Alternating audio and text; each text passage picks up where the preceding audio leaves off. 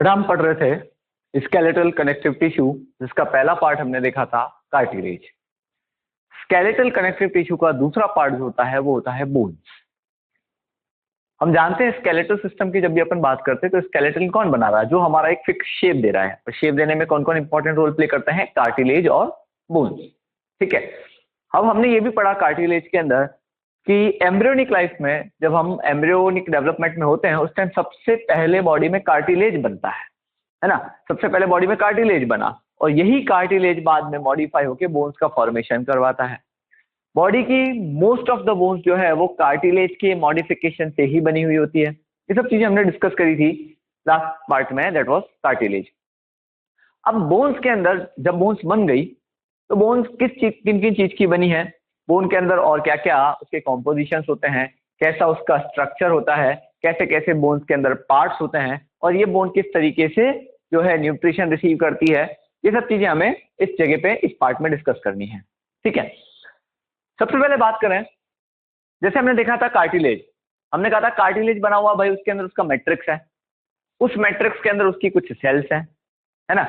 ये देखा था हमने कि भाई मैट्रिक्स किस चीज का बना हुआ है, तो हाई एल्यूरोनिक एसिड था, म्यूकोपॉलीसैकेराइड था, कॉन्ड्रोटिन 6 सल्फेट था, है ना। ये सब चीजें हमने कार्टिलेज में देखी। वैसे ही बोन का भी तो मैट्रिक्स होगा, तो सबसे पहले बोन के अंदर क्या है, उसका मैट्रिक्स। सबसे पहले टिश्यू के अंदर कोई भी चीज इंपॉर्टेंट है वो है उसका मैट्रिक्स।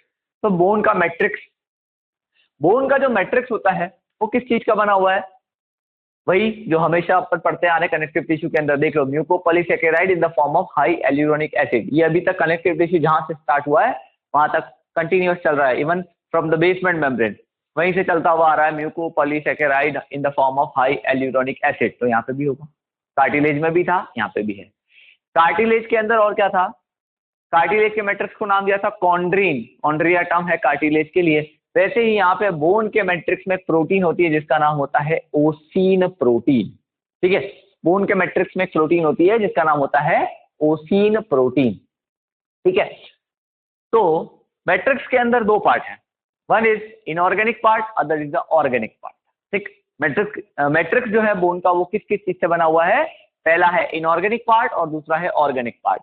इनऑर्गेनिक पार्ट जो होता है बोन का वो होता है ज्यादा, दैट वाज 60 to 65% होता है इसके अंदर इनऑर्गेनिक पार्ट बोन के मैट्रिक्स में, और 30 to 35% जो होता है वो होता है ऑर्गेनिक पार्ट। ठीक है, 30 से लगा के 35% पे कौन आता है, ऑर्गेनिक पार्ट।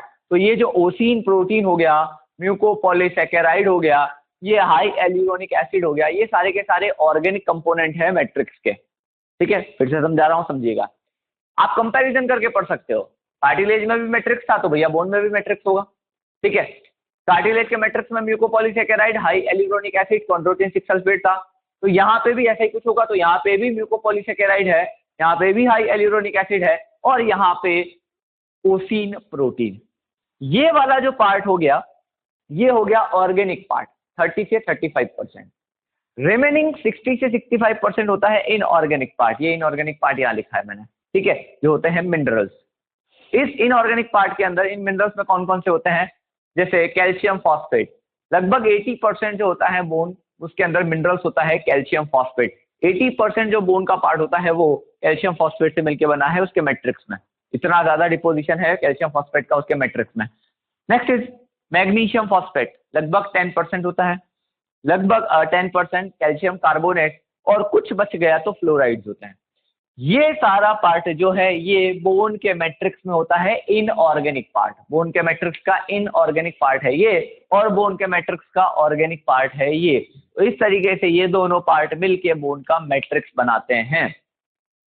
ठीक है, अब क्योंकि बोन के मैट्रिक्स में इनऑर्गेनिक पार्ट बहुत ज्यादा है, क्योंकि हम जानते हैं मिनरल्स का डिपोजिशन बहुत ज्यादा है, और जहां जहां मिनरल्स का डिपोजिशन होता है बॉडी के अंदर वो पार्ट हार्ड हो जाता है ना, हार्ड। जैसे हमने देखा था कार्टिलेज के अंदर, जैसे कैल्सीफाइड कार्टिलेज, जनरली कार्टिलेज कैसा था, सॉफ्ट था, ठीक है, लेकिन जैसे ही इसके अंदर मिनरल का डिपोजिशन स्टार्ट हुआ वो कैल्सीफाइड हो गया था, हार्ड हो गया था कार्टिलेज भी।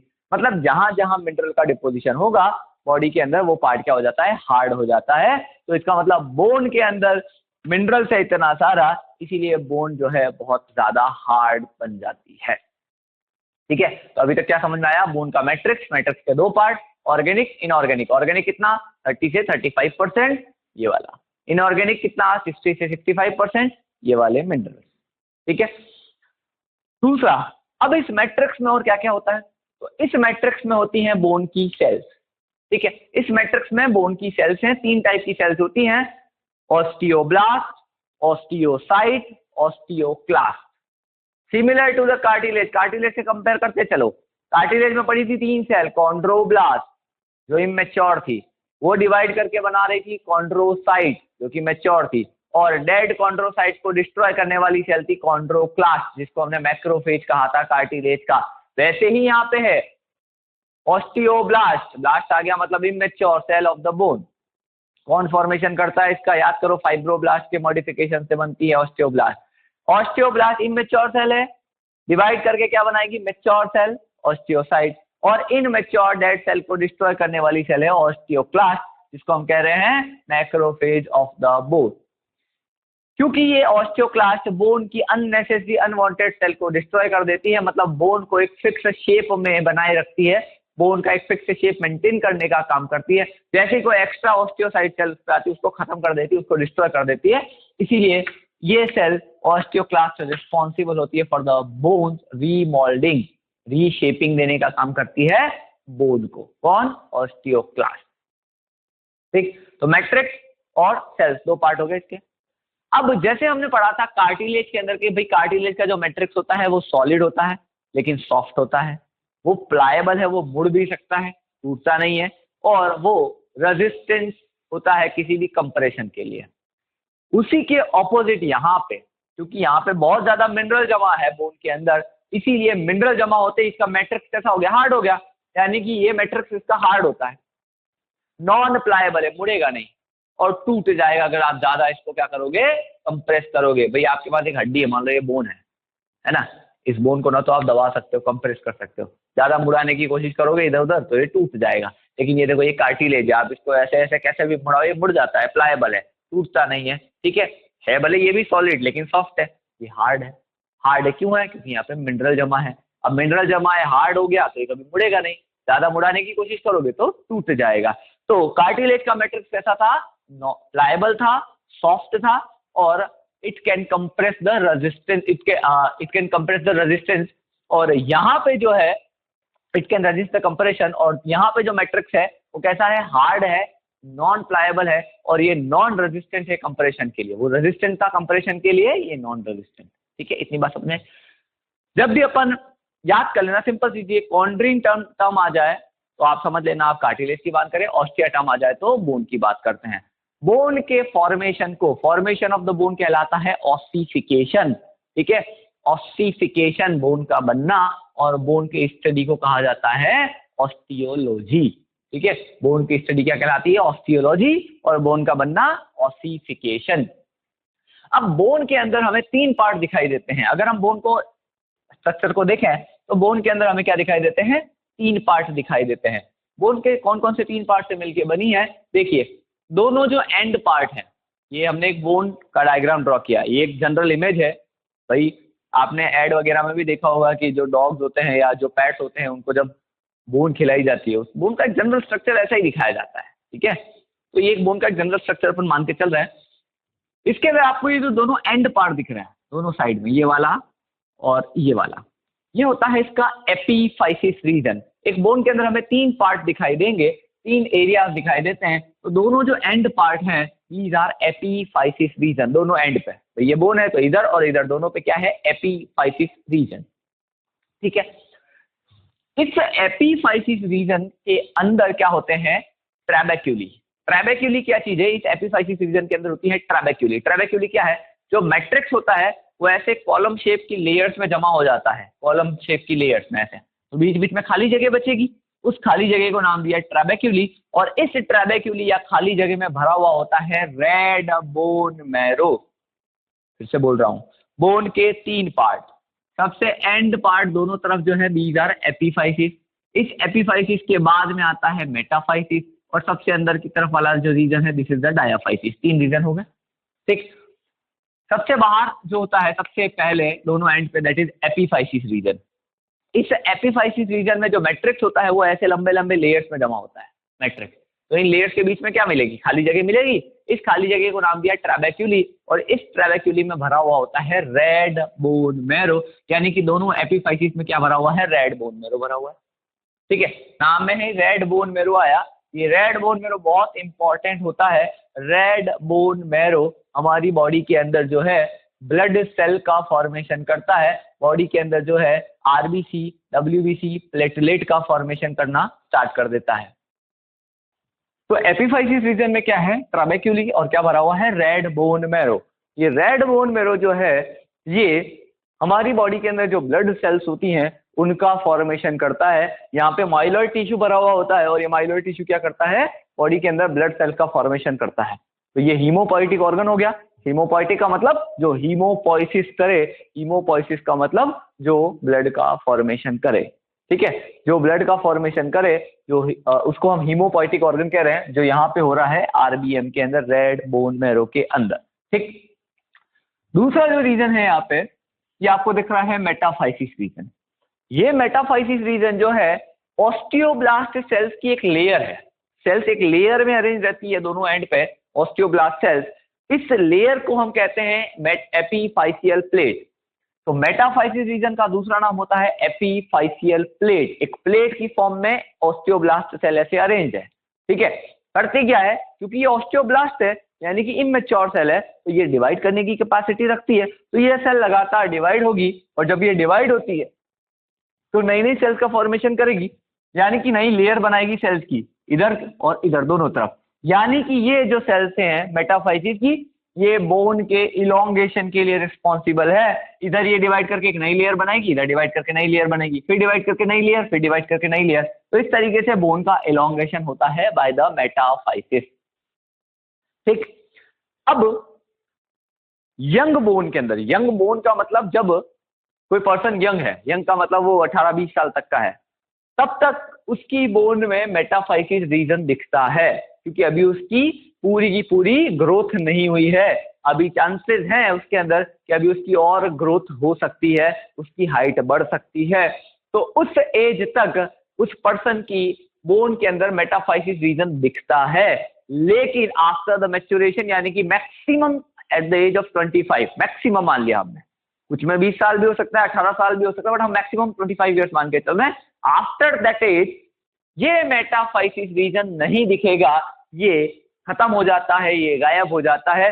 क्यों? क्योंकि उसके बाद अब बोन की ग्रोथ या बोन का इलोंगेशन नॉट पॉसिबल है। ठीक है, तो टिल द एज 25 अगर आप किसी की बोन देखोगे तो आपको उसकी बोन के अंदर 3 रीजन दिखाई देंगे, एपीफाइसिस, मेटाफाइसिस और सबसे अंदर कौन सा है? डायाफाइसिस। लेकिन आफ्टर द एज ऑफ 25 आपको मेटाफाइसिस रीजन नहीं दिखाई देगा, उसके बाद आपको 2 ही रीजन दिखेंगे, एपीफाइसिस और डायाफाइसिस। ठीक है, यानी कि बोन की ग्रोथ कब तक पॉसिबल है? Till the age of 25 years, उसके बाद नहीं पॉसिबल है। ठीक, तीसरा जो रीजन दिख रहा है आपको बोन के सबसे अंदर की तरफ, ये इस रीजन को हम कह रहे हैं डायाफाइसिस रीजन, डायाफाइसिस या शाफ्ट। ये डायाफाइसिस या जो शाफ्ट होता है, इसके अंदर सबसे ज्यादा यहाँ पे मैट्रिक्स जमा होता है, उसमें सबसे ज्यादा मिनरल्स भरा हुआ होता है इस वाले रीजन में। ठीक है, बिल्कुल मिनरल्स यहाँ पे बहुत ज्यादा डिपॉजिटेड है, और मिनरल के डिपॉजिट होने की वजह से ये एरिया बिल्कुल कॉम्पैक्ट दिखता है और बिल्कुल हार्ड हो जाता है। कॉम्पैक्ट या हार्ड पार्ट होता है, compact part of the bone कहलाता है डायाफाइसिस। ठीक है, इसमें बहुत सारे मिनरल्स जमा है। अब जब यहाँ पे मिनरल जमा है, तो अब यहाँ पे इस बोन के अंदर ब्लड वेसल कैसे जाएगी? ब्लड वेसल को तो रन करना पड़ेगा ना भाई, ब्लड सप्लाई करने के लिए। चलो यहाँ से तो ब्लड वेसल अंदर एंटर कर गई, क्योंकि यहाँ पे तो गैप है, हमने पढ़ा ना ट्रैबेक्यूली। ट्रैबेक्यूली क्या है? गैप, खाली खाली जगह है बीच बीच में, तो खाली खाली जगह है तो वहां से ब्लड वेसल जा सकती है। इसीलिए एपीफाइसिस रीजन को सॉफ्ट पार्ट या स्पॉन्जी पार्ट कहते हैं। Epiphysis region of the bone is spongy part of the bone. क्यों स्पॉन्जी? क्योंकि यहाँ पे गैप है। ट्रैबेक्यूली क्या है? गैप। लेकिन जो डायाफाइसिस है वो कॉम्पैक्ट पार्ट कहलाता है, इसमें कोई गैप है ही नहीं, पूरा मिनरल, जैसे सीमेंटिंग कर दी हो आपने यहाँ पे, बिल्कुल कंप्लीट है सीमेंट लगा के। अब जब कंप्लीट कर दिया आपने सीमेंटिंग, तो ब्लड वेसल कैसे रन करेगी? तो ब्लड वेसल रन नहीं कर सकती, उसके लिए यहाँ पे क्या ऑल्टरनेट है, क्या सोल्यूशन है? यहाँ पे बीच में लंबी लंबी कैनाल्स प्रेजेंट होती हैं और उन कैनाल्स के अंदर जैसे एक मार्कर है, ये मार्कर एक कैनाल जा रही है, ये दूसरा मार्कर ये एक और कैनाल है, तो इन कैनाल के अंदर है ना, अंदर से क्या जाती है, ब्लड वेसल रन करती है। ये दोनों लॉन्गिट्यूडिनल कैनाल है, ये कहलाएगी हेवर्शियन कैनाल, और इन दोनों को कनेक्ट करने के लिए इनके बीच में जो लगी होती है this is known as a transverse canal, वॉक्समैन कैनाल। ठीक है, तो ये जो ट्रांसवर्स कंडीशन में है दिस इज द वॉक्समैन कैनाल, ये ऐसे, ये इस तरीके से। तो आपको जो ये लॉन्गिट्यूडिनल जो दिख रही है दिस इज द हेवर्शियन कैनाल, और इन दोनों हेवर्शियन को कनेक्ट करने वाली ट्रांसवर्स कैनाल कौन है, वॉक्समैन कैनाल। तो इस तरीके से इन कैनाल्स के थ्रू क्या करती है, ब्लड वेसल अंदर रन करती है। कहाँ होती है कैनाल, इस डायाफाइसिस में। ठीक, इस डायाफाइसिस के सबसे अंदर की तरफ जो पार्ट होता है this is known as the endosteum, जो ग्रीन कलर से मैंने शो किया, एंडोस्टियम। और इस एंडोस्टियम के अंदर भरा हुआ होता है येलो बोन मैरो, YBM का मतलब है येलो बोन मैरो। एंडोस्टियम के अंदर भरा हुआ है येलो बोन मैरो। ये yellow bone marrow white fat होता है। ठीक है, yellow bone marrow is a white fat. अब याद करो हमने जब व्हाइट फैट पढ़ा था, मोनोलोकुलर एडिपोज कनेक्टिव टिश्यूज के एग्जांपल में लिखा था एंडोस्टियम, येलो बोन मैरो। ठीक है, तो येलो बोन मैरो क्या है, व्हाइट फैट है। अब अगर बॉडी के अंदर रेड बोन मैरो जो है वो कम हो जाए, बॉडी के अंदर एनीमिक कंडीशन हो जाए, मतलब ये red bone marrow proper amount में ब्लड सेल का फॉर्मेशन नहीं कर पा रहा है, मान लो ये ब्लड सेल बना ही नहीं रहा है प्रॉपर जितनी चाहिए, तो मतलब बॉडी के अंदर ब्लड की कमी हो रही है। अब जब बॉडी के अंदर खून की कमी हो रही है तो उसको पूरा करने के लिए ज्यादा ब्लड सेल बनानी पड़ेगी। उस कंडीशन में ये येलो बोन मैरो भी रेड बोन मैरो में कन्वर्ट हो जाता है और ये भी ब्लड सेल का फॉर्मेशन स्टार्ट कर देता है। ठीक, जनरली नहीं करेगा, जनरली ये तो व्हाइट फैट है, फैट की तरह स्टोर रहता है। जनरली बॉडी के अंदर ब्लड सेल कौन बनाता है, रेड बोन मैरो, ये बना रहा है। लेकिन कुछ ऐसी कंडीशन आई कि भाई ये red bone marrow proper amount में ब्लड सेल नहीं बना पा रहा है, तो बॉडी के अंदर खून की कमी हो जाएगी, एनीमिया हो जाएगा, एनीमिक कंडीशन हो जाएगी। उस कंडीशन को फुलफिल करने के लिए ब्लड सेल का नंबर ज्यादा बनना चाहिए, तो उस केस में क्या होता है, येलो बोन मैरो खुद अपने आप को कन्वर्ट कर देता है रेड बोन मैरो में, और फिर ये भी ब्लड सेल का फॉर्मेशन स्टार्ट कर देता है। ठीक, तो फिर से बता रहा हूं, बोन के अंदर तीन आपको जोन दिखेंगे, तीन पार्ट दिखते हैं। दोनों एंड पार्ट जो होते हैं बोन के वो होते हैं एपिफाइसिस रीजन। ठीक है, उसके बाद एक जो है प्लेट्स की फॉर्म में एक सेल्स की लेयर होती है, इसको हम कहते हैं मेटाफाइसिस रीजन, और सबसे अंदर वाला पार्ट है डायाफाइसिस या कॉम्पैक्ट पार्ट। एपिफाइसिस रीजन जो होता है इसके अंदर मैट्रिक्स के बीच बीच में खाली जगह होती है जिसको हमने नाम दिया था ट्रैबेक्यूली, और उस ट्रैबेक्यूली में भरा हुआ होता है रेड बोन मैरो। ठीक है, क्योंकि यहाँ पे खाली जगह है, क्योंकि यहाँ पे ट्रैबेक्यूली है, खाली जगह होने की वजह से ये वाला पार्ट स्पॉन्जी होता है, बिल्कुल हार्ड नहीं होता है, स्पॉन्जी पार्ट होता है ये वाला। ठीक है, यहाँ पे रेड बोन मैरो है, रेड बोन मैरो का काम होता है ये ब्लड सेल का फॉर्मेशन करती है। यहाँ पे माइलॉइड टिश्यू भरा हुआ होता है जो आरबीसी, डब्ल्यूबीसी, प्लेटलेट्स का फॉर्मेशन करेगी। ठीक, एपिफाइसिस के बाद दूसरा रीजन आता है मेटाफाइसिस। यहाँ पे ऑस्टियोब्लास्ट सेल्स की एक लेयर होती है जिसको हम कहते हैं एपिफाइसियल प्लेट। ऑस्टियोब्लास्ट है तो ये डिवाइड करेगी, डिवाइड कर करके ये हमेशा क्या करती है, नई नई सेल्स का फॉर्मेशन करती है। इसका मतलब मेटाफाइसिस रीजन जो है ये बोन का इलॉन्गेशन करवाने के काम आता है। तीसरा रीजन जो है डायाफाइसिस सबसे अंदर की तरफ है, यहाँ पे कंप्लीट मिनरल जहाँ पे जमा हुआ होता है, इसकी वजह से पूरा एरिया कॉम्पैक्ट कहलाता है, compact part of the bone. ठीक है, बिल्कुल हार्ड हो चुका है ये क्योंकि मिनरल जमा जैसे सीमेंटिंग कर दी। अब यहाँ पे क्योंकि पूरे में मिनरल डिपॉजिटेड है तो ब्लड वेसल इजीली रन नहीं कर सकती, तो ब्लड वेसल रन करने के लिए यहाँ पे बीच बीच में कैनाल्स बनी हुई होती है, इन कैनाल के अंदर ब्लड वेसल रन करती है। लॉन्गिट्यूडिनल कैनाल को कहते हैं हेवर्शियन कैनाल, और इन दोनों लॉन्गिट्यूडिनल को कनेक्ट करने वाली जो ट्रांसवर्स कैनाल होती है वो कहलाती है वॉक्समैन कैनाल। सबसे अंदर की तरफ होता है एंडोस्टियम, और इस एंडोस्टियम में भरा हुआ होता है yellow bone marrow which is a white fat. ठीक, बोन की आउटर मोस्ट कवरिंग, सबसे बाहर की जो कवरिंग होती है वो कहलाती है पेरीओस्टियम। याद करो WFCT शीथ पढ़ाया था, WFCT का शीथ, उसमें लिखा था पेरीओस्टियम, वो आउटर मोस्ट कवरिंग है बोन की। ठीक, और इसकी इनर साइड में इस वॉल के अंदर की तरफ क्या होगा, ऑस्टियोब्लास्ट सेल की लेयर। ये अभी अपन देखते हैं इसके अगले वाले डायग्राम के अंदर। चलिए बोन का इंटरनल स्ट्रक्चर समझते हैं कि बोन अंदर से कैसी दिखती है। यहाँ पे आपके सामने ड्रॉ किया हुआ है एक बोन का स्ट्रक्चर। ठीक है, पहले इस बोन को देखते हैं यहाँ से कि इस बोन के अंदर हमें क्या क्या दिख रहा है, फिर इसका ट्रांसफर सेक्शन कट करके इसके अंदर से देखते हैं कि अंदर से कैसी दिखती है। ठीक है, चलिए देखिए बोन के अंदर आपको सबसे पहले बोन की वॉल दिख रही है। ये बोन की क्या है, वॉल, पूरी ये वॉल। ठीक, इस वॉल के अंदर क्या है, एक आउटर साइड में कवरिंग है, अंदर साइड में क्या है, लाइनिंग। ठीक है भाई, ये ऐसी अगर एक वॉल बनी हुई है, ये दीवार है, तो दीवार में बाहर की तरफ क्या है, इसकी कवरिंग, और अंदर की तरफ क्या है, लाइनिंग। ठीक, तो आप देखिए इस बोन की जो कवरिंग है बाहर की तरफ, सबसे बाहर की तरफ, ये जो ब्लैक कलर से जो स्केच ड्रॉ करी है, this is the covering of the bone known as the periosteum which is made of WFCT। तो कवरिंग तो हो गई WFCT की बनी हुई। अंदर की तरफ लाइनिंग, ये ब्लू कलर से जो आपको सेल्स दिख रही है, this is the lining of the bone. अंदर की तरफ मैंने बताया ना, अगर ये वॉल है, दोनों क्या है, वॉल, तो बाहर की साइड क्या है, कवरिंग, अंदर की साइड क्या है, लाइनिंग। तो अंदर की तरफ जो है बोन के, ये ऑस्टियोब्लास्ट सेल्स की बनी हुई होती है एक लेयर, ये पूरी। ठीक है, तो ये तो हो गई बोन की वॉल की बात। अब हमने पढ़ा कि बोन के अंदर 3 एरियाज दिखते हैं, ये वाला एपिफाइसिस, दोनों तरफ एपिफाइसिस रीजन है।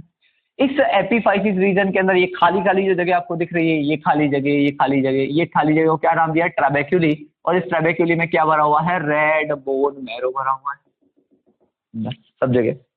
ठीक, दोनों तरफ ऐसा ही होगा। रेड बोन मैरो का काम क्या है, ये हीमोपोइटिक ऑर्गन होता है, ब्लड सेल का फॉर्मेशन करता है। उसके बाद दूसरा, उसके बाद सेकंड रीजन, ये जो आपको दिख रहा है ये वाली लेयर, ये क्या है, मेटाफाइसिस रीजन, और किसकी बनी हुई होती है, ऑस्टियोब्लास्ट सेल की। आपको इस डायग्राम में यहाँ पे जहां पे भी ब्लू कलर की सेल दिखाई दे रही है, यहाँ पे इस डायग्राम की बात कर रहा हूं, जहां पे भी आपको ब्लू कलर की सेल दिखाई दे रही है, वो सारी की सारी ऑस्टियोब्लास्ट सेल है।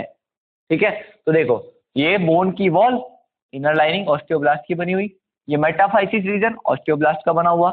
मेटाफाइसिस रीजन अपने को केवल और केवल यंग बोन के अंदर दिखाई देगा till the age of 25 years. उसके बाद ये वाला जोन नहीं दिखता है, मतलब उसके बाद बोन का इलोंगेशन पॉसिबल नहीं। फिर ये जो तीसरा पार्ट आपको दिख रहा है ये अंदर की तरफ, this is the diaphysis region. ये डायाफाइसिस है, इसको हमने कहा था कि ये कॉम्पैक्ट पार्ट कहलाता है, शाफ्ट कहलाता है, ये बिल्कुल हार्ड पार्ट होता है। क्यों? क्योंकि यहाँ पे मिनरल्स का डिपोजिशन हो चुका है, पूरा सीमेंटिंग कर दी मिनरल से आपने। तो ये सबसे अंदर की तरफ आपका डायाफाइसिस रीजन। ठीक, अब इस डायाफाइसिस में क्योंकि हमने बोला कि भाई यहाँ पे मिनरल जमा है, मैट्रिक्स पूरा डिपॉजिटेड है मिनरल, तो अब ये तो हार्ड हो गया। अब ब्लड सप्लाई कैसे होगी, ब्लड वेसल कैसे रन करेगी? तो ब्लड वेसल को रन करवाने के लिए हमने कहा था कि यहाँ पे कैनाल्स होती है, 2 कैनाल। आप देखिए ये एक लॉन्गिट्यूडिनल कैनाल आ रही है, ये भी लॉन्गिट्यूडिनल कैनाल है, और इन दोनों को कनेक्ट करने वाली है ट्रांसवर्स कैनाल। तो इसको कहते हैं लॉन्गिट्यूडिनल कैनाल को नाम दिया है वर्जियन कैनाल, और दोनों को कनेक्ट करने वाली ये जो ट्रांसवर्स कैनाल जा रही है ये वाली, दिस इज द वॉक्समैन कैनाल। और ब्लड वेसल जो है वो इनके अंदर से होते हुए ऐसे रन करती है, ये इस तरीके से, ये ब्लड वेसल ऐसे रन करेगी ऊपर। ठीक है, तो इस तरीके से पूरी बोन को न्यूट्रिशन की सप्लाई होती है थ्रू द कैनाल, कैनाल के अंदर से ब्लड वेसल जाएगी। ठीक, इस बोन के सबसे अंदर की तरफ चलें, इस डायाफाइसिस रीजन के सबसे अंदर की तरफ चलोगे तो आपको ये पूरा जो पार्ट दिख रहा है, this is known as endosteum. ये एंड ऑस्टियम है, ये वाला पूरा एंड ऑस्टियम। और इस एंड ऑस्टियम के अंदर क्या भरा हुआ है, येलो बोन मैरो। ये पूरा क्या है, एंड ऑस्टियम। ये देखिए यहाँ पे लिखा है मैंने, यहां से लगा के यहाँ तक, this is what, this is the endosteum. ये पूरा एंड ऑस्टियम जा रहा है, और इस एंड ऑस्टियम के अंदर क्या भरा हुआ है, येलो बोन मैरो। इस एंड ऑस्टियम, ये एंड ऑस्टियम किस किस का बना है, तो एंड ऑस्टियम की वॉल देखो आप, ये एंड ऑस्टियम है। एंड ऑस्टियम के बाहर की तरफ आउटर साइड में क्या है, ब्लू कलर की लेयर दिख रही है आपको, मतलब outer side of the endosteum is made of osteoblast cell. और अंदर की तरफ लाइनिंग आपको ग्रीन कलर से एक लेयर दिख रही है, this is the lining of the and ostium. यानी कि एंड ऑस्टियम के अंदर की तरफ जो है वो किसका बना होता है, वो बना होता है RFCT का। किसका बना होता है, RFCT, reticulin fibrous connective tissue. अब RFCT एग्जांपल में देखिए, वहां पे हमने एंडोस्टियम लिखा था। ठीक, तो मतलब क्या है, मतलब ये कि भाई ये सबसे पहले ये दोनों मेरे हाथ देखिए, ये बोन की वॉल है, बोन की वॉल है। तो आउटर साइड किसकी बनी है, पेरिओस्टियम। इनर साइड में क्या है, ऑस्टियोब्लास्ट। अंदर की तरफ आए तो यहाँ पे एंड ऑस्टियम, ये दोनों हाथ क्या है, एंड ऑस्टियम। एंड ऑस्टियम के बाहर की तरफ ऑस्टियोब्लास्ट, अंदर की तरफ RFCT, reticulin fibrous connective tissue. और फिर अंदर जो है यहाँ पे क्या भरा हुआ है, येलो बोन मैरो। भैया मार्कर लग गया यहाँ पे। चलिए, तो अब यहाँ से मैंने इसका एक ट्रांसफर सेक्शन कट किया इस वाले पोर्शन का अंदर से, ठीक है, इस वाले पोर्शन का एक ट्रांसफर सेक्शन कट करके आपको दिखाया है। तो देखिए ये वाला एरिया देख रहे हैं अपन, ठीक है, इतना डायग्राम मैंने यहाँ पे आपको ट्रांसफर सेक्शन कट करके दिखाया। आप देखिए इसमें यहाँ पे सबसे बाहर हमने क्या देखा था, पेरिओस्टियम, ये सबसे बाहर आ गया पेरिओस्टियम, ये पेरिओस्टियम। इसके अंदर lining of the wall, wall की लाइनिंग किसकी बनी हुई होती है, ऑस्टियोब्लास्ट, ये ऑस्टियोब्लास्ट। तो ये पूरा मिलके क्या बना, वॉल ऑफ द बोन, ये बोन की वो क्या है, वॉल है, दीवार। आउटर साइड में पेरिओस्टियम, इनर साइड में ऑस्टियोब्लास्ट। फिर यहाँ पे क्या आता है, मैट्रिक्स आता है। मैट्रिक्स यहाँ पे एक लेयर की फॉर्म में जमा होता है। मैट्रिक्स यहाँ पे लेयर्स बनाता है, एक लेयर मैट्रिक्स की, दूसरी लेयर मैट्रिक्स की, तीसरी लेयर मैट्रिक्स की, और मैट्रिक्स की लेयर को कहा जाता है लेमिली, लेमिली, ठीक है। तो लेमिली क्या है, मैट्रिक्स की लेयर है। अब मैट्रिक्स कहाँ कहाँ पे लेयर बना रहा है, देखिए सबसे पहले ये मैट्रिक्स की लेयर बनी, ये लेयर ऑफ द मैट्रिक्स है, कहाँ पे है, पेरीफेरी पे, बिल्कुल साइड पे, एकदम पेरीफेरी पे, इसीलिए इसको हम कहते हैं सर्कमफेरेंस लेमिली, इसका नाम है सर्कमफेरेंस। ये सर्कमफेरेंस पे आ गई, इसीलिए मैट्रिक्स की इस लेयर को हमने नाम दिया सर्कमफेरेंस लेमिली, ठीक। तो यहाँ पे ऐसे ही होगा। आप अंदर की तरफ बढ़े और इधर इधर की तरफ चले, अंदर की तरफ, आपको यहाँ पे क्या दिख रही है, कैनाल दिख रही है, एक हेवर्शियन कैनाल और दूसरी हेवर्शियन कैनाल, ये ऐसी हेवर्शियन कैनाल। आप तो ट्रांसफर सेक्शन देख रहे हो, तो कैनाल ऐसे जा रही है, देखो ये ऐसे अंदर की तरफ ऐसे। आपको सामने से क्या दिख रहा है, ये वाला राउंड वाला पोर्शन, यहाँ पे ये कैनाल है, ऐसे जा रही है, ये कैनाल और ये कैनाल, आपको केवल ये वाला पोर्शन दिख रहा है सामने से, ठीक। तो दो आपका आ गई हेवर्शियन कैनाल, दोनों हेवर्शियन कैनाल को कनेक्ट करने वाली वॉक्समैन कैनाल आ गई यहाँ पे, ठीक, अंदर की तरफ। हेवर्शियन कैनाल को सराउंड करने वाली मैट्रिक्स की लेयर, देखो इसके चारों तरफ भी मैट्रिक्स है, ये मैट्रिक्स इसको कवर कर रहा है। तो जो मैट्रिक्स हेवर्शियन कैनाल को कवर करता है वो कहलाता है हेवर्शियन लेमिली। ये देखो ये हेवर्शियन लेमिली, हेवर्शियन कैनाल के चारों तरफ क्या है, हेवर्शियन लेमिली, ठीक। इस हेवर्शियन लेमिली के अंदर क्या है, ये आपको जो स्ट्रक्चर दिख रहे हैं, दीज आर द लैक्यूनीज, ठीक है। क्या है ये, लैक्यूनी, क्या है, लैक्यूनी। ये आपको रेड कलर से दिख रहा है, दिस इज लैक्यूनी। यहाँ पे ये वॉक्समैन कैनाल बना लो, मिट गया ये वॉक्समैन कैनाल। और ये क्या चीज है, ये है लैक्यूनी। याद करो लैक्यूनी क्या, हमने कार्टिलेज में भी पढ़ा था, खाली जगह, empty space, vacuole like structure जिसमें अंदर कॉन्ड्रोसाइट सेल थी। जैसे ही यहाँ पे भी एक खाली जगह है, वैक्यूल लाइक स्ट्रक्चर, जिसको हमने नाम दिया लैक्यूनी। इस लैक्यूनी के अंदर, हर एक लैक्यूनी में एक ऑस्टियोसाइट सेल प्रेजेंट होती है। ये आपको ब्लैक कलर से जो डॉट दिख रहा है, ये इसके अंदर, ये this is one osteocyte cell. तो हर एक लैक्यूनी में एक ऑस्टियोसाइट सेल प्रेजेंट है। कार्टिलेज की बात करें तो एक लैक्यूनी के अंदर 1 to 4 कॉन्ड्रोसाइट सेल थी, लेकिन बोन की बात करें तो एक लैक्यूनी के अंदर एक ही ऑस्टियोसाइट सेल प्रेजेंट होती है, ठीक। तो देखो मैट्रिक्स की बात करी, जो पेरीफेरी पे था तो सर्कमफेरेंस लेमिली, हेवर्शियन कैनाल के चारों तरफ जो मैट्रिक्स आया तो हेवर्शियन लेमिली, और इस हेवर्शियन लेमिली में बीच बीच में कौन आ गया, लैक्यूनी आ गया, ठीक है। तो हेवर्शियन कैनाल, हेवर्शियन लेमिली और लैक्यूनी, इस पूरे सिस्टम को मिला के हम क्या कहते हैं, हेवर्शियन सिस्टम या ऑस्टियन। हेवर्शियन सिस्टम या ऑस्टियन इसका बना है, समझो, हेवर्शियन कैनाल, ठीक है, ये हेवर्शियन कैनाल है बीच में, ये हेवर्शियन कैनाल, ठीक है, ये तो ये हेवर्शियन कैनाल। फिर आगे हेवर्शियन लेमिली, ये मैट्रिक्स की लेयर, और फिर इसके अंदर क्या है, लैक्यूनी। इन तीनों को मिला के क्या कहते हैं, हेवर्शियन सिस्टम या ऑस्टियन। ये हेवर्शियन सिस्टम या ऑस्टियन जो है, ये मैमल्स की बोन का कैरेक्टरिस्टिक फीचर है। ये और किसी एनिमल की बोन के अंदर नहीं मिलता है। ये हेवर्शियन सिस्टम या ऑस्टियन ये मैमलियन बोन के अंदर ही मिलेगा, कॉम्पैक्ट पार्ट में, इस वाले पार्ट में मिलेगा। अगर मैं पूछूं कि Haversian system is present in the epiphysis region of the mammalian bone, अब मैमलियन बोन तो बोला मैंने, लेकिन मैंने क्या बोल दिया, एपिफाइसिस रीजन नहीं होता है वहां पे, कहाँ होता है, केवल कॉम्पैक्ट पार्ट में, यानी कि डायाफाइसिस में, मैमल्स की बोन में, ठीक है। तो हेवर्शियन कैनाल हेवर्शियन लेमिली, लेमिली मतलब मैट्रिक्स जो उसके चारों तरफ है, और इस मैट्रिक्स में क्या प्रेजेंट है, ये लैक्यूनी, तीनों को मिला के क्या नाम दिया हमने, हेवर्शियन सिस्टम या ऑस्टियन। हर एक जो लैक्यूनी है उसके अंदर क्या प्रेजेंट है, एक ऑस्टियोसाइट सेल।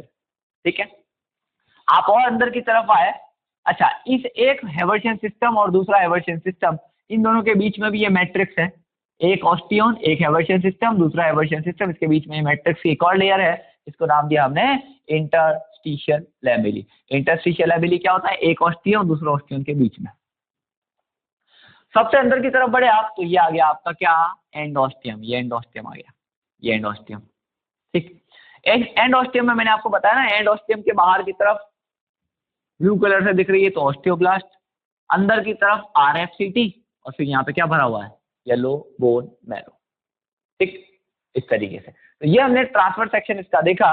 इस ट्रांसफर सेक्शन से हमें पता चल रहा है कि बोन की जो वॉल है वो किस किस की बनी है, बोन के अंदर जो एंडोस्टियम है वो उसकी वॉल किस किस की बनी हुई है, कहाँ कहाँ पे हेवर्शियन सिस्टम होता है, किस किस तरीके से यहाँ पे जो है लैक्यूनी अरेंज है, इस लैक्यूनी के अंदर किस किस तरीके से ऑस्टियोसाइट सेल प्रेजेंट होती है, ये सारी इंफॉर्मेशन इस डायग्राम से अपने को पता चल रही है। अपने को एक डायग्राम बहुत अच्छे से याद करना है, ज्यादा थियरी नहीं रटनी पड़ेगी। अगर अपने को डायग्राम दिमाग में है तो अपन सारी चीजें यहीं से अपने को पता चल रही है कि कहाँ पे क्या चीज होती है और कहाँ पे क्या चीज नहीं होती है। ठीक है, यहाँ पे एक डायग्राम ये मैंने आपको दिखाया है, ये एक लैक्यूनी है, ये जो मैंने लैक्यूनी की बात करी ना, ये लैक्यूनी, ये रेड कलर वाली, इसी लैक्यूनी को यहाँ दिखाया। तो ये पूरा स्ट्रक्चर जो मैंने यहाँ पे ब्लू कलर से दिखा दिया, ये एक लैक्यूनी है। हमने कहा एक लैक्यूनी के अंदर एक ऑस्टियोसाइट सेल है, तो ये ब्लैक कलर से जो सेल ड्रॉ करिए, this is one osteocyte in one lacunae. अब इस ऑस्टियोसाइट के क्या होता है, ऐसे प्रोसेस निकलते हैं, आपको जो प्रोसेस दिख रहे हैं ये प्रोसेस है, ये प्रोसेस यहाँ पे देखिए, ये जो प्रोसेस निकले हुए हैं ये वाला, ये these processes are known as canaliculi, ये कैनेलिक्यूली कहलाते हैं। और ये कैनेलिक्यूली या प्रोसेस के थ्रू एक ऑस्टियोसाइट दूसरी ऑस्टियोसाइट से क्या रहती है, कनेक्टेड रहती है। ठीक है, एक ऑस्टियोसाइट दूसरी ऑस्टियोसाइट से क्या रहती है, ऐसे कनेक्टेड रहती है थ्रू द कैनेलिक्यूली प्रोसेस के थ्रू। भाई ये मेरा हाथ है, ये एक ऑस्टियोसाइट है, ये दूसरी ऑस्टियोसाइट, इससे ऐसा प्रोसेस निकला, ये कैनेलिक्यूली, इससे भी ऐसा प्रोसेस निकला कैनेलिक्यूली, ये दोनों एक दूसरे से कनेक्टेड है, वैसे इसके आगे वाली से कनेक्टेड रहती है। ठीक है, तो ये सब कनेक्टेड होती है आपस में। ठीक, फिर से आपको एक बार बता रहा हूँ, बोन के फॉर्मेशन को नाम दिया ऑसिफिकेशन, बोन का फॉर्मेशन क्या बोला, ऑसिफिकेशन। बोन की स्टडी को क्या बोला, ऑस्टियोलॉजी। बोन के अंदर क्या क्या है, एक मैट्रिक्स है, एक इसकी सेल्स है। मैट्रिक्स किस किस का बना हुआ है, एक है इनऑर्गेनिक पार्ट जो होता है 65%, दूसरा है ऑर्गेनिक पार्ट जो होता है 35%। इनऑर्गेनिक पार्ट में क्या आते हैं, मिनरल्स आते हैं सारे के सारे। सबसे ज्यादा मिनरल कौन सा होता है, तो कैल्शियम फॉस्फेट होता है 80%, उसके बाद कैल्शियम कार्बोनेट और मैग्नीशियम फॉस्फेट होते हैं। ठीक, ये इनऑर्गेनिक पार्ट जो है ये क्या बनाता है, बोन को हार्ड बनाने का काम करता है। दूसरा इसके मैट्रिक्स में क्या होता है, ऑर्गेनिक पार्ट जिसमें आते हैं आपके म्यूकोपॉलीसेकेराइड, हाई एल्यूरोनिक एसिड और ओसीन प्रोटीन।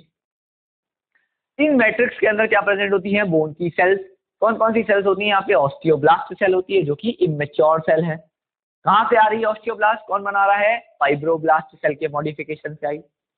ये ऑस्टियोब्लास्ट सेल डिवाइड करके क्या बनाती है, mature cell of the bone जिसका नाम होता है ऑस्टियोसाइट।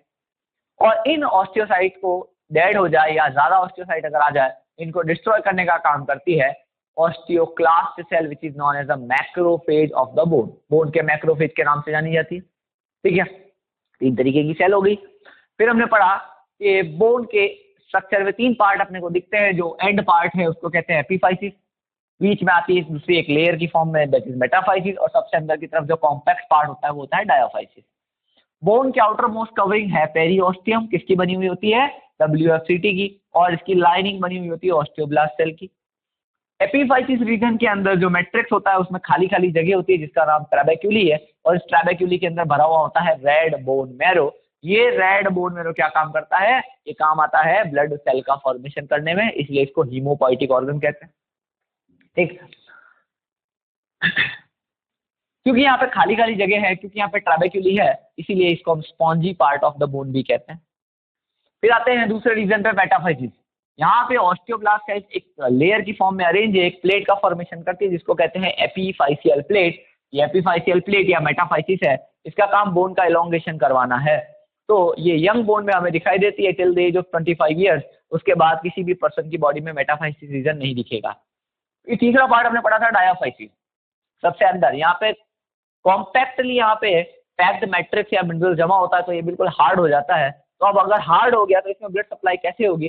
ब्लड सप्लाई के लिए यहाँ पे क्या बनती है? कैनाल्स बनती है। ये कैनाल्स है, लॉन्गिट्यूडिनल कैनाल जिसको हेवर्शियन कैनाल कहा, और लॉन्गिट्यूडिनल कैनाल को कनेक्ट करने के लिए ट्रांसवर्स कैनाल होती है जिसको वॉक्समैन कैनाल कहा।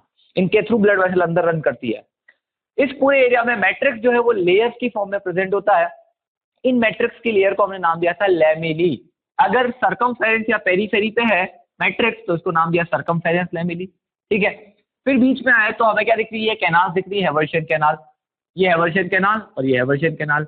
इन हेवर्शियन कैनाल को कनेक्ट करने वाली कौन है? Transverse Voxman canal. मैट्रिक्स जो है इन हेवर्शियन कैनाल के चारों तरफ भी लेयर बनाता है।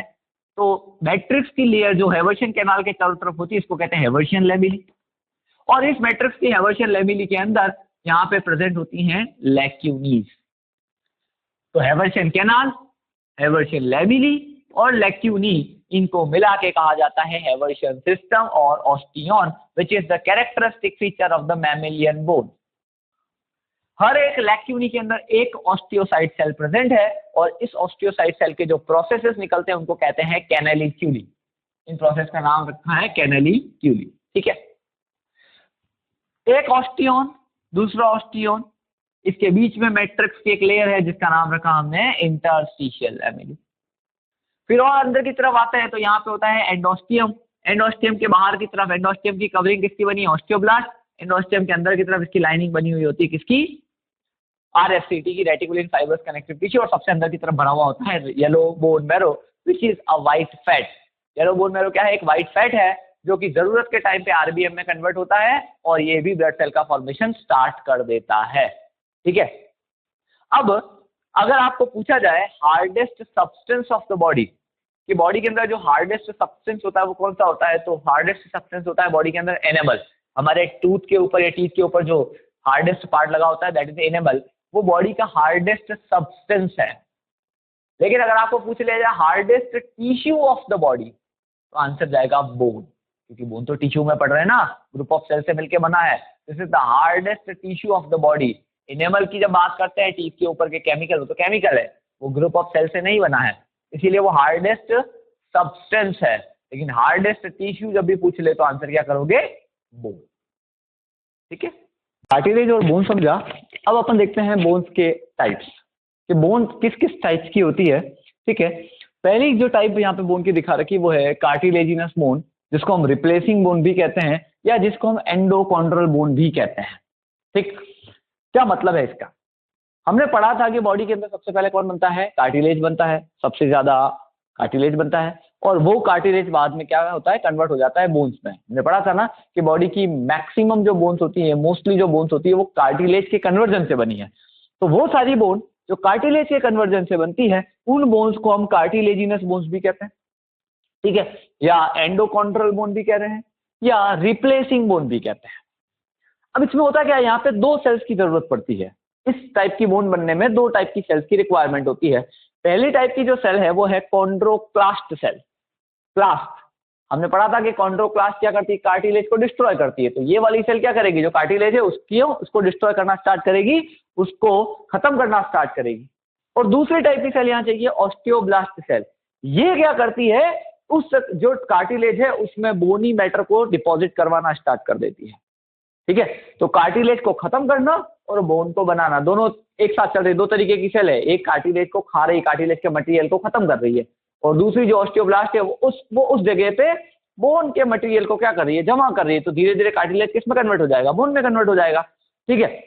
तो ये कॉन्ड्रोप्लास्ट और ऑस्टियोब्लास्ट सेल है जो कार्टिलेजिनस बोन या रिप्लेसिंग बोन या एंडोकॉन्ड्रल बोन की जो है फॉर्मेशन करवा रही है। रिप्लेसिंग इसीलिए बोला क्योंकि देखो ये रिप्लेस कर दिया इसने, कार्टिलेज को बोन में रिप्लेस कर दिया गया। कहाँ होता है? बॉडी की मैक्सिमम बोन हम पहले ही पढ़ चुके हैं। बॉडी की जितनी भी मैक्सिमम बोन्स होती है, लॉन्ग बोन्स होती हैं, वो सारी की सारी कार्टिलेजिनस बोन होती है। फोर लिम्स, हमारे हाथों की जितनी भी बोन है, पैरों की हाइंड लिम्स, ठीक है, हमारी जो रिब्स हैं, ये सारी की सारी बोन्स क्या है? कार्टिलेजिनस, यानी कि ये पहले कार्टिलेज थी बाद में बोन्स बनी। दूसरे टाइप की बोन है मेम्ब्रेनस बोन, डर्मल बोन या इन्वेस्टिंग बोन। ये बनती है by the ossification of the connective tissue. मतलब कनेक्टिव टिश्यू था, ये कनेक्टिव टिश्यू बाद में क्या कन्वर्ट हो गया, बोन में कन्वर्ट हो गया। इस कनेक्टिव टिश्यू में मिनरल डिपॉजिट हो गए तो बोन में कन्वर्ट हो गया। तो by the ossification of the connective tissue बनता है, कहाँ होता है, जो भी डायरेक्ट स्किन से डायरेक्टली कनेक्टेड या रिलेटेड होती है वो सारी की सारी बोन्स ये वाली होती है, इसीलिए इनको डर्मल बोन्स भी कहा। देखिए जो बिल्कुल स्किन से अटैच होगी, प्यूबिस बोन, ठीक है, स्टर्नम बोन, ये हमारा स्टर्नम है, बिल्कुल देखो स्किन से बिल्कुल अटैच है, चिपका हुआ है, ठीक। क्लेवाइकल बोन, ये क्लेवाइकल हमारी कॉलर बोन जा रही है, ये क्लेवाइकल, ये बिल्कुल स्किन से अटैच्ड है। स्कैपुला बोन, ये पीछे ट्रायंगल शेप की आपको दिख रही है, स्कैपुला बोन, ठीक। उसके बाद आया flat bones of the body, body के अंदर जितनी भी छोटी छोटी फ्लैट बोन्स होती है, हमारे स्कल के अंदर होती है फ्लैट बोन्स, ठीक है, वो सारी, ये तो ये स्कल की बोन्स देखो बिल्कुल स्किन से चिपकी हुई है। तो ये सारी की सारी जो बोन्स होती हैं ये कनेक्टिव टिश्यू थी और ये बाद में कन्वर्ट हो गई, इनके अंदर मिनरल का डिपोजिशन हो गया तो क्या बन गई ये बोन्स, इसलिए इनको मेम्ब्रेनस, डर्मल या इन्वेस्टिंग बोन बोल रहे हैं। तीसरा है विसरल बोन्स। विसरल बोन्स क्या है, अगर विसरल ऑर्गन यानी कि बॉडी के जो इनवॉल्यूंटरी जो इंटरनल ऑर्गन्स होते हैं, जो सॉफ्ट ऑर्गन्स होते हैं, उनके अंदर अगर मिनरल का डिपोजिशन हो जाए तो ये बन जाते हैं विसरल बोन्स। ये बोन है नहीं एक्चुअली, ये बोन की तरह लग रहा है क्योंकि ये है तो सॉफ्ट ऑर्गन, लेकिन इसमें मिनरल डिपॉजिट होने की वजह से ये हार्ड हो गया है, तो ये बोन की तरह लगता है विसरल बोन। हमारे में ये वाली बोन नहीं होती है, कुछ अदर एनिमल्स हैं जिनमें ये बोन प्रेजेंट है। कहाँ मिलती है, ऑस कॉर्डिस। ऑस का मतलब यहाँ पे लाइक द बोन, ऑसिफिकेशन से आया है ऑस, तो ऑसिफिकेशन हो गया मतलब मिनरल डिपॉजिट हो गया किसी ऑर्गन के अंदर, तो वो बोन जैसा दिख रहा है, बोन नहीं है। ऑस कॉर्डिस, कॉर्डिस ये कार्डिया से आया हुआ है, ये कहाँ होता है, it is present in the interventricular septum of the deer heart. Deer के हार्ट में जो सेप्टा होता है, इंटरवेंट्रिकुलर सेप्टा, उस सेप्टा के ऊपर जनरली वो फाइब्रस होता है, बट उस सेप्टा के ऊपर अगर मिनरल डिपॉजिट हो जाए तो वो हार्ड हो जाएगा, यानी कि वो हार्ट, उसके डियर के हार्ट के अंदर भी एक हार्ड स्ट्रक्चर प्रेजेंट होता है जिसको हमने नाम दिया ऑस कॉर्डिस। दूसरा है os palpebrae, it is present in the eyelids of the crocodile. Crocodile की अगर आप आईलिड देखेंगे तो बहुत हार्ड होती है, बहुत हार्ड दिखती है, पत्थर की तरह, ठीक है, क्यों, क्योंकि उसमें भी मिनरल डिपोजिशन हुआ है, वो भी बोन की तरह बन गया है। ऑस पेनिस, ठीक है, कुछ रोडेंट्स होते हैं लाइक द रैट, श्रू, इन एनिमल्स के, इन रोडेंट्स के पेनिस के अंदर भी मिनरल का डिपोजिशन हो जाता है, ऑसिफिकेशन हो जाता है, तो ये भी हार्ड स्ट्रक्चर में कन्वर्ट हो जाते हैं। These are not actually bone but they looks like the bone, ठीक है, हमारे में ऐसा कुछ नहीं होता है। Next is the sesamoid bone. इसमें क्या होता है, जो टेंडन्स है बॉडी के अंदर, टेंडन क्या काम करते हैं, मसल टू बोन, याद करिए एमटीबी बताया था मैंने आपको, मसल टू बोन, ठीक है, तो मसल को बोन से कनेक्ट करवाने वाला टेंडन होता है, तो ये टेंडन खुद अगर बोन में कन्वर्ट हो जाए तो वो बन जाती है सिसेमोइड बोन। कहाँ होती है, पिसिफॉर्म एंड पटेला। पिसिफॉर्म क्या है, हमारी रिस्ट, ये रिस्ट में जो बोन्स होती है, टोटल 8 बोन्स हैं यहाँ पे रिस्ट में, ठीक है, इस रिस्ट में जो 8 बोन्स हैं उसमें ये जो एक बोन यहाँ पे होती है पिसिफॉर्म बोन, ये टेंडन के कन्वर्जन से बनी है। दूसरी पटेला, हमारे नी के ऊपर एक कैप लगा होता है, नी कैप, जिसको हमको कहते हैं ढाकनी, ठीक है, देसी लैंग्वेज में बोलते हैं ढाकनी, तो ये नी के ऊपर जो कैप लगा हुआ है, this is the patella bone and this is also a kind of sesamoid bone जो कि टेंडन के कन्वर्जन से बनी है, ठीक। Next is the decalcified bone. अब समझिए, डीकैल्सिफाइड मतलब बोन के अंदर से कैल्शियम खत्म कर दिया, डीकैल्सिफाइड कर दिया उसको। अगर हम बोन को डाइल्यूट HCl में रख दे 3 दिन के लिए, बोन को डाइल्यूट HCl क्या है, एसिड है, उसमें डाल दिया तो हो गया, होगा क्या, इस बोन के अंदर जो मिनरल्स हैं वो क्या हो जाएंगे, डिसॉल्व हो जाएंगे, एसिड में घुल जाएंगे, मिनरल खत्म। अब बोन के अंदर बचेगा क्या, केवल ऑर्गेनिक पार्ट, क्योंकि मिनरल क्या था, इनऑर्गेनिक पार्ट था, तो केवल ऑर्गेनिक पार्ट बचेगा और बोन क्या रहेगी, कैसी हो जाएगी, सॉफ्ट और फ्लेक्सिबल। क्योंकि बोन को हार्ड कौन बना रहा है, मिनरल बना रहा है, भाई मिनरल ही गायब कर दिया हमने, डिसॉल्व करवा दिया, तो बोन कैसी होगी, फ्लेक्सिबल हो गई और जो है सॉफ्ट हो गई। Next is the dried bone, bone को सुखा दिया, बोन को ले जाके सनलाइट में रख दो कुछ टाइम के लिए, कुछ दिनों तक, तो होगा क्या, उसमें जितना भी एक्वस पार्ट है, जितना भी वाटरी पार्ट है वो सूख जाएगा, ड्राई हो जाएगा, तो होगा क्या, only empty lacuna in the empty bone marrow cavity. अब बचेगा क्या, केवल लैक्यूना बचेगा, खाली खाली लैक्यूला स्ट्रक्चर बचेगा और साथ में उसमें खाली बोन मैरो कैविटी बचेगी। ब्राइट बोन, ये क्या होता है, बोन को रख दिया हमने पोटेशियम हाइड्रोक्साइड के अंदर, KOH के अंदर रखा, इसमें किया क्या, इस KOH ने इसके अंदर बोन के अंदर जितने भी फाइबर्स थे वो सारे डिसॉल्व कर दिए और बोन कैसी होगी, बिल्कुल क्लियर और ब्राइट, बिल्कुल क्लियर बोन दिखाई देगी आपको, क्योंकि उसके फाइबर्स जो हैं वो क्या हो चुके हैं, डिसॉल्व हो चुके हैं उस KOH के अंदर, ठीक है। हमने कनेक्टिव टिश्यू की सारी चीजें डिस्कस करी। कनेक्टिव टिश्यू प्रॉपर भी पढ़ा, स्पेशलाइज में हमने स्केलेटल कनेक्टिव टिश्यू पढ़ा जिसमें हमने कार्टिलेज और बोन्स पढ़ लिए, ठीक है। अब कुछ स्पेशल पॉइंट जो हैं, कुछ स्पेशल तरीके के एपिथेलियल टिश्यू की अपन बात कर लेते हैं। कनेक्टिव टिश्यू में हमने प्रॉपर पढ़ लिया है, स्केलेटल कनेक्टिव टिश्यू पढ़ा, तो दूसरा बच रहा है अपना फ्लूइड कनेक्टिव टिश्यू, वो अपन अभी आगे डिस्कस करेंगे। उसके पहले स्पेशलाइज्ड एपिथेलियल टिश्यू की बात कर लेते हैं। ये एक अलग कैटेगरी, हमने एपिथेलियल टिश्यू पढ़ लिया कि भाई एपिथेलियल ऐसा है जिसमें सेल्स कॉम्पैक्टली पैक्ड होती है, सेल्स के बीच में कहीं इंटरसेल्यूलर स्पेस नहीं होता है, वहां कोई ब्लड वेसल, कोई नर्व फाइबर नहीं पेनिट्रेट करते हैं, ये सब चीजें हमने पढ़ी। लेकिन एपिथेलियल के अंदर ही कुछ जगह पे क्या होता है, उसका कुछ स्पेशलाइजेशन हो गया। जैसे वो स्पेशलाइजेशन, भाई हम ये देख रहे हैं कनेक्टिव टिश्यू है, उसके ऊपर बेसमेंट मेम्ब्रेन है, उसके ऊपर सेल्स लगी हुई है एपिथेलियल की। नॉर्मली इन सेल्स के बीच में गैप नहीं होना चाहिए, मतलब न्यूरॉन नहीं होने चाहिए, लेकिन कुछ जगह ऐसी होती है जहां पे इन सेल्स के बीच बीच में कहीं कहीं पे सेंसरी सेल्स प्रेजेंट है। सेंसरी सेल्स के ऊपर लगे हैं सेंसरी हेयर्स, ठीक है। और ये सेंसरी हेयर क्या करते हैं, सेंसेशन को रिसीव करने का काम करते हैं, सेंसेशन को रिसीव कर। नॉर्मली मैं फिर बोल रहा हूँ, ये बेसमेंट मेम्ब्रेन, इसके ऊपर सेल्स की एक लेयर है। हम क्या जानते हैं, सेल्स की लेयर बिल्कुल पास पास है, कोई जगह नहीं है उनके बीच में, तो उनमें कोई न्यूरॉन नहीं जाएगा, कोई सेंसेशन वो रिसीव नहीं कर सकते। बट कहीं कहीं पे क्या हुआ, इन सेल्स के बीच बीच में कहीं सपोर्टिंग जो है सेंसरी सेल्स प्रेजेंट है, और वो सेंसरी सेल्स के ऊपर सेंसरी हेयर्स लगे होते हैं। वो सेंसरी हेयर क्या करते हैं, सेंसेशन को रिसीव करते हैं। इसीलिए मैं इसको एक अलग कैटेगरी में रख दिया, स्पेशलाइज्ड एपिथेलियम। इसमें पहला है न्यूरोसेंसरी एपिथेलियम। देखो न्यूरोसेंसरी का मतलब क्या, न्यूरो आया ना, मतलब इन एपिथेलियल सेल्स के बीच में क्या होता है, कुछ सेंसरी सेल प्रेजेंट है, और उन सेंसरी सेल के सेंसरी हेयर क्या करते हैं, सेंसेशन को रिसीव करते हैं न्यूरॉन की तरह। कहाँ कहाँ होते हैं, इसके टाइप्स देखते हैं। गस्टेटरी एपिथेलियम, गस्टेशन टेस्ट के लिए रिस्पॉन्सिबल है। तो हमारे जो टेस्ट बर्ड्स हैं, इन टेस्ट बर्ड्स के ऊपर एपिथेलियल लगा है, और उस एपिथेलियल के बीच बीच में क्या होते हैं, सेंसरी सेल्स होते हैं। वो सेंसरी सेल क्या करते हैं, टेस्ट के सेंसेशन को रिसीव करते हैं, जिसकी वजह से हमें टेस्ट का पता चलता है। तो यहाँ पे भी यहाँ पे न्यूरोसेंसरी एपिथेलियम है। Olfactory epithelium, olfaction smell के लिए रिस्पॉन्सिबल है। तो हमारे नोज में स्नीडेरियन मेम्ब्रेन होती है, और वो स्नीडेरियन मेम्ब्रेन के ऊपर लगे हैं ऑल फैक्टरी एपिथेलियम। यहाँ पे भी सेंसरी हेयर सेल्स प्रेजेंट है, इसकी वजह से हम स्मेल के सेंसेशन को रिसीव करके हमें स्मेल का पता चलता है।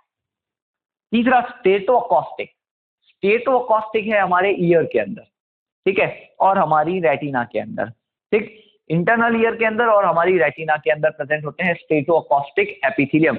हमारे ईयर में और रेटिना में दोनों में क्या है, एपिथेलियल तो है, लेकिन उन एपिथेलियल के बीच बीच में कौन प्रेजेंट है, सेंसरी सेल प्रेजेंट है, जो सेंसेशन को रिसीव करती है, जो हमारे लाइट और साउंड रिफ्लेक्शन को लाइट और साउंड के सेंसेशन को रिसीव करती है, जिसकी वजह से हम देख पा रहे हैं प्रॉपर्ली और सुन पा रहे हैं, ठीक। दूसरा टाइप का स्पेशलाइज्ड एपिथेलियम क्या है, मायो एपिथेलियम। पहले टाइप का स्पेशलाइज्ड एपिथेलियम कौन था, न्यूरोसेंसरी। दूसरे टाइप का है मायो एपिथेलियम। ये कहाँ मिलता है, it's present around the memory and the sweat gland. Memory gland जो होती है और स्वेट ग्लैंड के अंदर दो पार्ट, सीक्रेटरी यूनिट जहां से सीक्रेशन होता है, और उस सीक्रेशन को लेके जाने वाली कौन है, सीक्रेटरी डक्ट, ठीक है। तो जो सीक्रेटरी यूनिट होती है उसके चारों तरफ और मेमोरी ग्लैंड के चारों तरफ होती है मायो एपिथेलियल, है एपिथेलियल, लेकिन कैसी है ये स्पेशलाइज्ड, इसमें भी सेंसरी सेल प्रेजेंट होंगे, ठीक है। पिगमेंटेड एपिथेलियम, ठीक, पिगमेंट आ गया रेटिना के अंदर, है एपिथेलियम लेकिन कलरफुल दिख रही है। क्यों दिख रही है, क्योंकि उस एपिथेलियल के अंदर क्या प्रेजेंट है, पिगमेंट प्रेजेंट है। तो वो एपिथेलियल कैसी दिखने लग जाती है, पिगमेंटेड, कलरफुल दिखने लग जाती है। हम जानते हैं हमारी आइज का कलर होता है, आइज के अंदर रेटिना होती है, ठीक है। इस रेटिना में अलग अलग टाइप के क्या होते हैं, पिगमेंट होता है, तो कलरफुल दिखाई देता है। क्यों, क्योंकि यहाँ पे पिगमेंट प्रेजेंट है एपिथेलियल लेकिन उसमें पिगमेंट जमा हुआ है। तो ये भी एक अलग कैटेगरी आ गई ना, स्पेशलाइज हो गया, ठीक है। मायो एपिथेलियल, मायो मतलब मसल से रिलेटेड है, मतलब मेमोरी ग्लैंड और स्वेट ग्लैंड के बाहर जो एपिथेलियल था वहां पे उनमें कॉन्ट्रैक्टाइल प्रॉपर्टी आ गई, मतलब वो मसल की तरह काम करने लगा, तो मायो एपिथेलियल हो गया। नेक्स्ट, ये तो हो गया स्पेशलाइज्ड एपिथेलियल। एक अलग से मैंने एक पॉइंट लिखा गया है, शार्पेस फाइबर। ये एपिथेलियल का टाइप नहीं है, ये अलग से पॉइंट है। शार्पेस फाइबर क्या होते हैं, ये कहीं ना कहीं आपके मॉड्यूल में आएगा, इसलिए मैंने यहाँ पे लिख दिया। शार्पेस फाइबर होता क्या है, bundle of collagen fibres in the outer most layer of the matrix. It provide support to the bone. भाई एक बोन और दूसरी बोन दोनों के बीच में जॉइंट बनता है, तो जहां पे कनेक्शन बनेगा जॉइंट, वहां पे एक्स्ट्रा कोलेजन फाइबर और प्रेजेंट होता है उसके मैट्रिक्स में बाहर की तरफ, एक्स्ट्रा कोलेजन फाइबर, ताकि वो उसको और स्ट्रांगली बाइंड कर सके, स्ट्रांगली पकड़ सके। उन फाइबर्स को नाम दिया शार्पेस फाइबर। है कुछ नहीं कोलेजन फाइबर, भाई सब जगह कोलेजन फाइबर भरे हुए हैं, लेकिन जहां से वो जॉइंट कर रहा है वहां पे ज्यादा कोलेजन फाइबर है, तो वो जो ज्यादा कोलेजन फाइबर थे वो क्या कर रहे हैं, तो सपोर्ट देंगे, तो उन ज्यादा कोलेजन फाइबर को नाम दे दिया शार्पेस फाइबर। बाकी है वो सिंपली कोलेजन फाइबर ही है, ठीक है। तो इस तरीके से यहाँ पे खत्म हुआ हमारा कनेक्टिव टिश्यू। कनेक्टिव टिश्यू का भी एक पोर्शन बचा हुआ है, that is a fluid connective tissue, जिसको अपन ब्लड के अंदर पढ़ेंगे। बाकी सारा जो पोर्शन था कनेक्टिव टिश्यू का वो यहाँ पे खत्म हुआ।